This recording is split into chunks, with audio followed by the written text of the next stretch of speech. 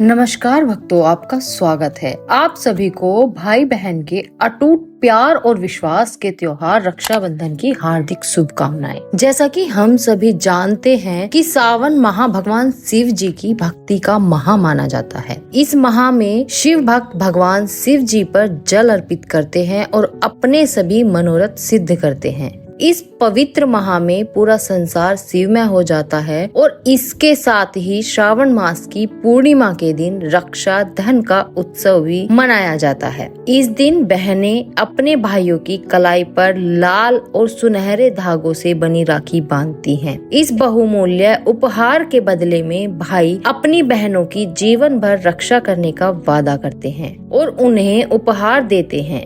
मित्रों, क्या आप जानते हैं कि रक्षाबंधन का पर्व कैसे शुरू हुआ था? किस प्रकार एक भाई अपनी बहन को रक्षा का वचन देकर उसके लिए प्रतिबद्ध हो जाता है और जीवन भर निस्वार्थ भाव से अपनी बहन की रक्षा करता है। आज हम रक्षाबंधन की सबसे पौराणिक कथा सुनेंगे। भक्तों, अनादि काल से ही देवताओं और राक्षसों के बीच स्वर्ग लोक को लेकर बहुत सारे युद्ध लड़े गए। दानव हमेशा इसी कोशिश में लगे रहते थे कि कैसे वे स्वर्ग लोक पर कब्जा कर सके। इसके लिए वे कठोर तपस्या करते और विभिन्न प्रकार के यज्ञ अनुष्ठान करते थे और भगवान ब्रह्मा विष्णु महेश से वरदान पाकर देवताओं पर आक्रमण करते थे, जिसके बुरे परिणाम देवताओं को सहन करने पड़ते थे। भक्तों, एक बार राक्षस कुल में दानवों के राजा बलि का जन्म हुआ था। वह राजा विरोचन तथा देवांत था और विष्णु भक्त प्रहलाद का पौत्र भी था। भक्त प्रहलाद ने अपने पौत्र के अंदर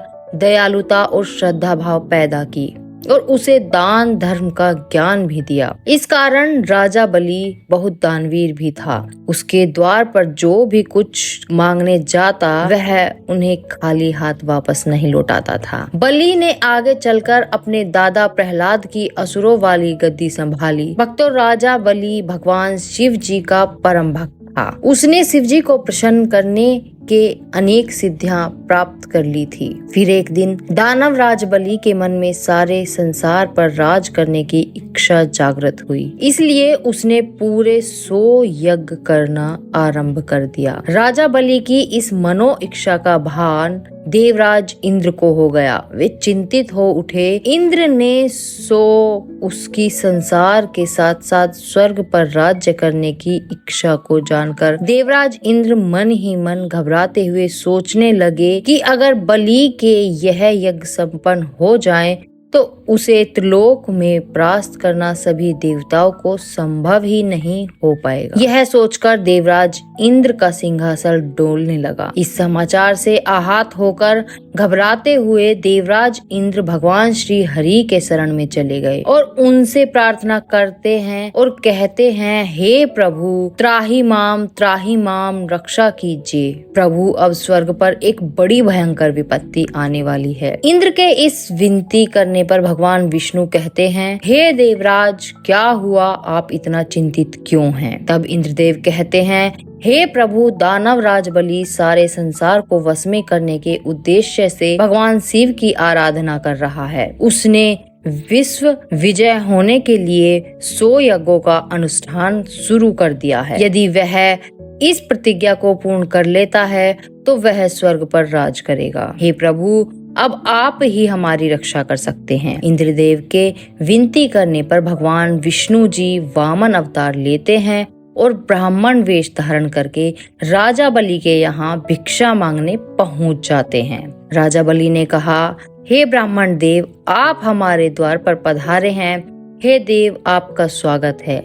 कहिए, मैं आपकी किस प्रकार से सहायता कर सकता हूँ? तभी ब्राह्मण का रूप धारण किए हुए श्री हरि विष्णु ने राजा बलि से भिक्षा में 3 पग भूमि मांग ली। राजा बलि अपने वचन पर अड़िग रहते हुए भगवान श्री विष्णु को 3 पग भूमि दान में दे दिया। भिक्षा मिलते ही श्री हरि विष्णु ने अपना विराट रूप धारण किया और वामन रूप में भगवान विष्णु ने एक पग में स्वर्ग और दूसरे पग में पृथ्वी को नाप लिया। अभी तीसरा पैर रखना शेष ही था। यह देखकर राजा बलि के सामने संकट उत्पन्न हो गया। इसमें राजा बलि ने सोचा, यदि वह अपना वचन नहीं पूरा कर पाएंगे तो अधर्म हो जाएगा और उनका वचन भंग हो जाएगा। आखिरकार राजा बलि ने अपना सिर भगवान के आगे कर दिया और कहा, हे ब्राह्मण देव, कृपया आप अपना तीसरा पग मेरे सिर पर रखें, जिससे मैं अपना वचन पूरा कर सकूं। वामन भगवान ने ठीक वैसा ही किया। श्री हरि विष्णु के पैर रखते ही राजा बलि परलोक पहुंच गए। राजा बलि की दानशीलता और वचन का पालन करने पर भगवान राजा बलि से अत्यंत प्रसन्न हुए और दैत्यराज बलि से कहा, हे दैत्यराज, मैं तुम्हारी दानशीलता से बहुत प्रसन्न हुआ। इसके बदले तुम मुझसे कोई और एक वरदान मांग सकते हो। तभी राजा बलि ने भगवान विष्णु से कहा, हे प्रभु, मेरी एक ही इच्छा है, आप प्रतिदिन मेरे साथ रहकर मेरी और मेरे पाताल लोक की रक्षा करें। भक्तों, भगवान श्री हरि विष्णु को अपना वचन का पालन करते हुए बैकुंठ लोक को राजा बलि का द्वारपाल बनाना पड़ा। यह सब देखकर माता लक्ष्मी चिंतित हो गई और इस समस्या के समाधान के लिए वे भगवान भोलेनाथ के पास कैलाश पर्वत पर पहुंच जाती हैं। माता लक्ष्मी को कैलाश पर्वत पर देख भगवान शिव जी ने कहा, क्या हुआ देवी, आप इतना चिंतित क्यों हैं? कहिए कैलाश पर किस प्रयोजन से आना हुआ? तभी माता लक्ष्मी कहती हैं, हे दीन दयाल देवों के देव महादेव, आपको मेरा सादर प्रणाम। प्रभु, आज मैं आपके पास एक विचित्र समस्या का समाधान करने के उद्देश्य से आई हूँ। आप तो त्रिकालदर्शी हैं। हे देवराज इंद्र के कहे अनुसार मेरे स्वामी भगवान श्री हरि ने दैत्य राज बलि को पाताल में भेज तो दिया, अपितु बलि के न्याय और त्याग से प्रसन्न होकर श्री हरि ने बलि को वरदान दिया था।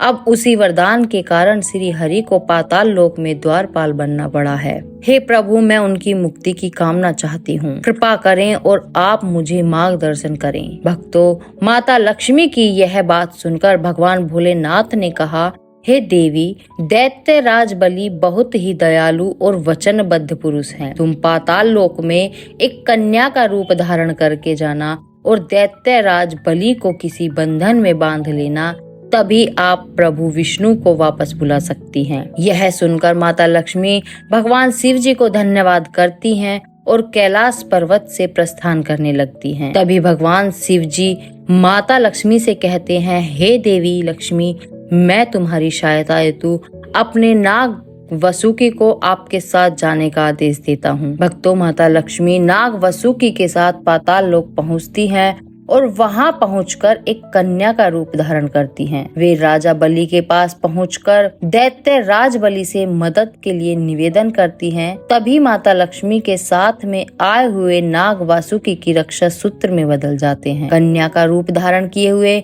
माता लक्ष्मी के इस प्रकार निवेदन करने पर राजा बलि उस कन्या की सहायता करते हैं। तभी माता लक्ष्मी राजा बलि की कलाई में रक्षा सूत्र बांध देती हैं। इस उपहार के बदले राजा बलि माता लक्ष्मी को वचन देते हैं कि वह सदैव उनकी रक्षा करेंगे और उनकी सभी इच्छा पूर्ण करेंगे।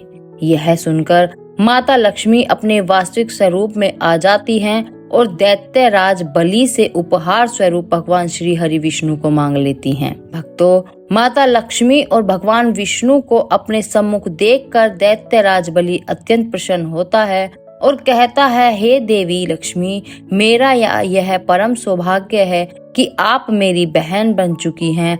आज से जो भी स्त्री किसी भी पुरुष को रक्षा सूत्र बांधकर मन से भाई मानकर अपनी रक्षा का वचन मांगेगी, तो वह भाई बहन की रक्षा करने के लिए बंधन में बंध जाएगा और वासुकी नाग रूपी रक्षा सूत्र हमेशा भाई की कलाई पर बांधने से भाई की भी सारी बलाएं टल जाएंगी। भक्तों, जिस दिन माता लक्ष्मी ने दैत्य राज बलि को रक्षा सूत्र बांधा था, उस दिन श्रावण मास की पूर्णिमा थी। उस दिन से ही रक्षा बंधन का पर्व मनाया जाने लगा।